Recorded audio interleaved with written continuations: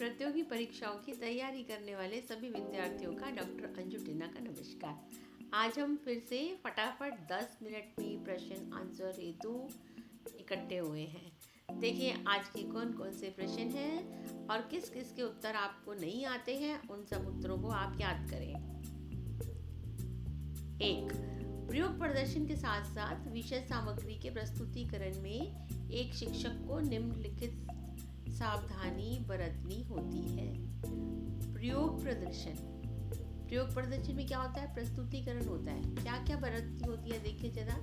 दृष्टांत का पर्याप्त प्रयोग, उचित प्रश्नों की प्रस्तुति, स्पष्ट उच्चारण एवं भाषा प्रवाह, उपरोक्त सभी। इसका उत्तर हो जाएगा उपरोक्त सभी, क्योंकि प्रयोग प्रदर्शन के दौरान शिक्षक को जो प्रयोग कर रहा है उसके दृष्टांतों का भी ध्यान रखना पड़ता है, प्रश्नों की भी प्रस्तुति करनी पड़ती है और स्पष्ट उच्चारण एवं भाषा प्रवाह भी करना पड़ता है। कक्ष में विचार संप्रेषण की सबसे बड़ी समस्या है। बताएं, जब हम विचार संप्रेषण कर रहे हैं तो कक्षा में शोरगुल, संप्रेषण में कठिनाई तो है ही, शिक्षक के स्तर पर भ्रांति, कक्षा में अधिक बाह्य व्यवधान और शिक्षा सामग्री का अभाव। यदि शिक्षा सामग्री का अभाव है तो ये सबसे बड़ी समस्या है। यदि ये हमारे पास में प्रेजेंट है शिक्षा सामग्री, तो हमारा अपने आप ही शोरगुल भी शांत हो जाएगा, शिक्षक स्तर पर भ्रांति भी खत्म हो जाएगी और बाह्य व्यवधान भी खत्म हो जाएगा। तो सबसे बड़ी समस्या क्या है? शिक्षण सामग्री का अभाव। कोहलर द्वारा प्रतिपादित सीखने का नियम किस सिद्धांत पर आधारित है? आपको याद होगा, सूझ पर।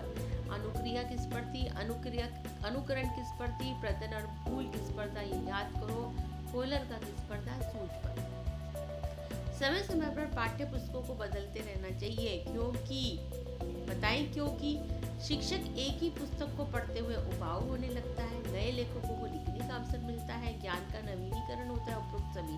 देखिए इसमें क्या है, मेन जो रीजन है ना, यदि एक ही पुस्तक डेली आती है ना तो हम उसको रट्टे जैसा मान लेते हैं और हमें उसका पेज याद होने लगता है, तो हम उसमें नयापन नहीं कर पाते हैं।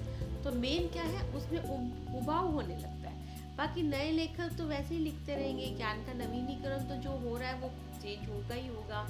तो इसमें क्या होगा, एक ही पुस्तक पढ़ाते हुए व्यक्ति ऊब जाता है।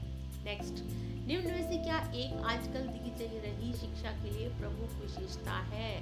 बताएं, बालकों का भविष्य सुधारती है शिक्षा? सुधारती है। ज्ञान का स्वरूप एकदम सैद्धांतिक है, बिल्कुल। इसमें ज्ञान उच्च श्रेणी का है, इसमें ज्ञान का स्वरूप नीरस है। ठीक है, अब इसमें वो कहता है प्रमुख विशेषता देख लें। विशेषता क्या होगा? ज्ञान का स्वरूप सैद्धांतिक है, ये इसकी विशेषता है। भविष्य सुधारती है, ज्ञान उच्च श्रेणी का है, ज्ञान का स्वरूप नीरस है, ये चीजें अलग हो जाएंगी। इसमें ज्ञान का स्वरूप एकदम सैद्धांतिक है, ये इसकी विशेषता हो जाएगी। नेक्स्ट प्रश्न, अनुभव द्वारा व्यवहार में परिवर्तन लाना ही अधिगम है, ये किसने कहा था? अनुभव द्वारा व्यवहार में परिवर्तन पहले ही वीडियो लेक्चर में बताया था, गेट्स ने कहा था व्यवहार में परिवर्तन तो आएगा ही आएगा। वो कैसे आएगा? यदि अनुभव द्वारा लाया जाएगा, तो वो गेट्स का कथन था। बालक के बड़ा होने के साथ साथ उसमें रुचि संबंधी प्रवृत्तियां, बालक के बड़ा होने के साथ साथ उसमें रुचि संबंधी प्रवृत्तियां क्या होगी? रुचि होगी तो निश्चित रूप से विकसित होने लगेंगी, रुचि भी विकसित होने लगेगी, अनेक रूपों में विकसित होने लगेगी, संख्यात्मक दृष्टि से सीमित हो जाएगी, संख्यात्मक और गुणात्मक रूप में अपरिवर्तित बनी रहेगी नहीं। बड़ा होगा जैसे जैसे तो उसकी रुचि संबंधी प्रवृत्तियां भी विकसित होने लगेंगी। नेक्स्ट, प्रभावी संप्रेषणकर्ता के रूप में आप निम्न में से सबसे पहले किसका चयन करेंगे? बताएं, संप्रेषण करना है यदि आपको तो आपके पास में क्या होना चाहिए? सबसे पहले उचित माध्यम होना चाहिए। मूल्यांकन की प्रक्रिया, संचार के उद्देश्य की दृष्टिकोण निर्दिष्ट करना, संचार के विभिन्न माध्यमों की पहचान करना, नहीं, ये सब नहीं होगा। हमारा क्या होगा? उचित माध्यमों का हम सबसे पहले चयन करेंगे। नेक्स्ट प्रश्न पर चलते हैं। निम्न में से क्या शिक्षा का एक यथार्थवादी लक्ष्य है? यथार्थवादी लक्ष्य, आध्यात्मिक प्रगति यथार्थ है, चरित्र निर्माण यथार्थ है, आत्म साक्षात्कार यथार्थ है, यथार्थ है आनंदमय और संकल्पित जीवन। जो हमारे व्यवहार में परिवर्तन लाएगा। तो यथार्थवादी लक्ष्य क्या है? आनंदमय और संकल्पित जीवन। ये किसका लक्ष्य है? शिक्षा का एक यथार्थवादी लक्ष्य है आनंदमय और संकल्पित जीवन। चले अगले प्रश्न की तरफ। समूह अधिगम में छात्रों की आवश्यकताएं होती हैं। बताओ, जब बच्चा समूह में कार्य कर रहा है, तो क्या जरूरी है? आपको प्रशंसा करना जरूरी है। समूह प्रशंसा प्राप्त करना बच्चे के लिए जरूरी है। कार्य तो समान रूप से वितरित हो ही जाएगा। व्यक्तिगत मत की उपेक्षा करना ये तो नहीं होना चाहिए। नेता के अनुयायियों से पृथक करना ये भी नहीं होना चाहिए। आवश्यकता सबसे ज्यादा क्या होनी चाहिए? समूह प्रशंसा प्राप्त करना, ये बच्चे की आवश्यकता है। शिक्षक अभिभावक परिचर्चा कब होनी चाहिए? बताओ। जब छात्र विद्यालय में भर्ती होते हैं, क्या एक ही बार होकर के खत्म होनी चाहिए? नहीं, ये तो होनी चाहिए, पर बार बार होना चाहिए। जब परीक्षा का परिणाम घोषित हो, क्या तभी एक बार रिजल्ट दिखाओ तो एक ही बार होना चाहिए? नहीं, हमेशा होनी चाहिए। कब होनी चाहिए? समय समय पर होनी चाहिए। जब कोई विद्यालय में कोई उत्सव हो तो होना चाहिए? नहीं, इसका मतलब ये भी होना चाहिए, ये भी होना चाहिए, ये भी होना चाहिए। तो ये इसका मतलब क्या हो गया? हमारे को क्या होना चाहिए? समय समय पर होते रहना चाहिए, हर वक्त होना चाहिए। विद्यालय की भर्ती पर भी होना चाहिए, परिणाम घोषित होने पर भी होना चाहिए, और यदि कोई उत्सव है तो तब भी होना चाहिए। शिक्षण प्रक्रिया के दौरान सभी बालक आपके द्वारा पूछे गए प्रश्न का सही उत्तर नहीं दे पाते, तो आप इस समस्या का समाधान कैसे करेंगे? बताओ। शिक्षण प्रक्रिया के दौरान सभी बालक आपके द्वारा पूछे गए प्रश्न का सही उत्तर नहीं दे पाते, तो आप इस समस्या का समाधान कैसे करेंगे? प्रश्न बार बार दोहराकर, बालकों पर गुस्सा करके, प्रश्न को वहीं छोड़कर, प्रश्न बदलकर उत्तर प्राप्त करेंगे। प्रश्न को दोहराकर नहीं, रट्टन हो जाएगा। बालकों पर गुस्सा करना बिल्कुल ही गलत है। प्रश्नों को वहीं छोड़ देना बिल्कुल ही गलत है। उसका रूप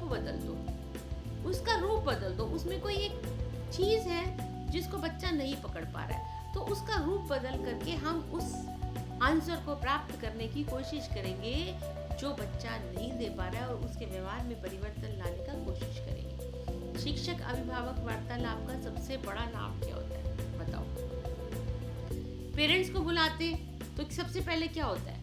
बालक की उपलब्धियां और लक्ष्य के बारे में शिक्षक अभिभावक दोनों सहमत हो जाते हैं। बिल्कुल ठीक बात है। शिक्षक अभिभावक को समझाता है कि उसने बालक को किस नहीं, वो ये नहीं समझाता है कि कैसे कैसे अंक दिया है। नहीं, वो ये समझाता है कि इसने ये चीज सीख ली है और ये चीज इसकी सीखने की बाकी है।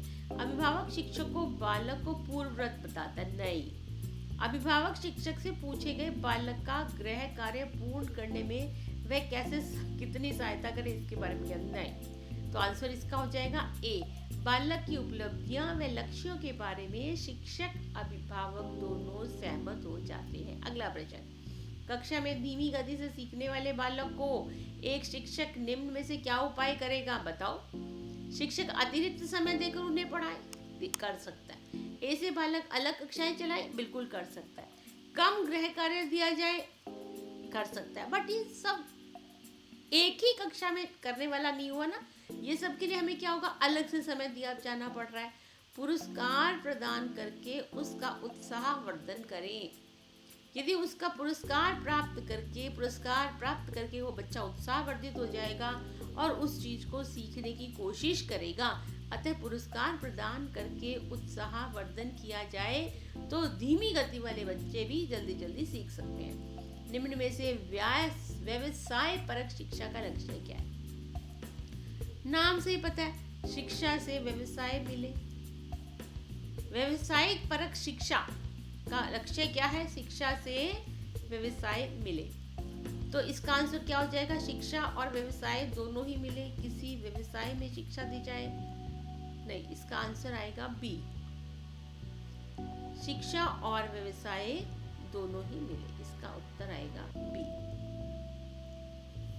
अगला प्रश्न, बालक के समाजीकरण का उद्देश्य निहित है।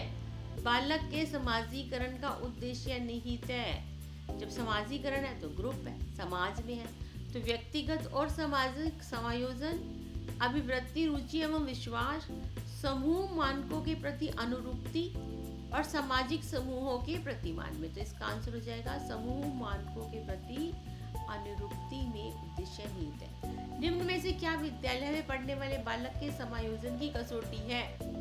निम्न में से क्या विद्यालय में पढ़ने वाले बालकों के समायोजन की कसौटी है? विद्यालय में पढ़ने वाले बालक है और समायोजित हो रहे हैं, तो वो क्या कह रहे हैं, उसमें निहित योग्यताएं है, लेकिन उससे समायोजन में क्या होगा, उसमें निहित प्रसन्नताएं एवं भावनाएं, बिल्कुल, लेकिन उसमें समायोजन क्या है, उसके साथ खेलने वाले बालकों की संख्या। जितने ज्यादा बालकों के साथ वो खेलता है, जितने ज्यादा बालकों के साथ वह रहता है, उतनी ही ज्यादा उसके समायोजन की कसौटी होगी।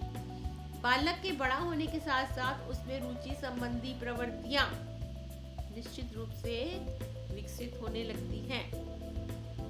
किशोरावस्था को असंगठन एवं द्वंद्व का काल कहा जाता है। क्वेश्चन बड़ा अच्छा इंपॉर्टेंट है, कई बार पूछा जाता है। इसका क्या कारण है? इसका कारण क्या है? किशोरों में उनके द्वंद्वात्मक रुचियां जागृत हो जाती है? नहीं। पूर्व कक्षाओं में सीखे गए पाठ भूल जाते हैं? नहीं। किशोर में जिन सामाजिक मांगों की अपेक्षा की जाती है, वे वर्तमान में उनकी आवश्यकताओं के साथ द्वंद्वात्मक विरोध प्रकट करती है। शरीर रसायन में होने वाले तीव्र परिवर्तन फलस्वरूप किशोर उनको नहीं। तो आंसर क्या हो जाएगा? किशोर के विषय में जिन सामाजिक मांगों की अपेक्षा की जाती है, वे वर्तमान में उनकी आवश्यकताओं के साथ द्वंद्वात्मक विरोध प्रकट करती है। यदि शिक्षक कोई नया पाठ पढ़ाता है तो उसे पाठ का प्रारंभ करना चाहिए। कैसे करना चाहिए? पूर्व ज्ञान से। पूर्व ज्ञान से कहाँ पर? देखो, बालक के पुनर्विचार से नहीं, बालक में निहित पूर्व पाठ संबंधी ज्ञान से। शिक्षक की स्वयं की रुचि नहीं, स्वयं की रुचि से क्या कैसे हो सकता है? विषय के महत्व नहीं, विषय का महत्व तो हम बाद में बताएंगे। जो उसका पूर्व ज्ञान है, उससे आगे हम बढ़ेंगे तो बच्चा जल्दी सीखता है। कमजोर बालकों के शैक्षिक स्तर को आप कैसे उठाएंगे? प्रधानाध्यापक को सूचना देकर आप उठा सकते हैं? नहीं। आप क्या करोगे? अभिभावकों को सूचना देकर नहीं। आप क्या करोगे? कमजोर विद्यार्थियों को अधिक समय देकर कर सकते हो, अच्छे विद्यार्थियों की सहायता लेकर कर सकते हो। नहीं, सबसे पहला और इम्पोर्टेंट काम आप जो करोगे वो क्या होगा?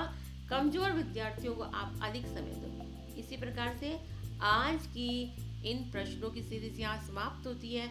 आप इन सब प्रश्नों को फटाफट करें। जितनी जल्दी से कर पाएंगे आप, उतनी जल्दी से आप परीक्षा में भी कर पाएंगे, क्योंकि परीक्षा में इन प्रश्नों को करने का समय बहुत कम होता है। इसलिए आप इस एबिलिटी को जागृत करें कि फटाफट इन प्रश्नों को कैसे पढ़ा जाए और कैसे आंसर किया जाए। थैंक यू वेरी मच, बहुत बहुत धन्यवाद।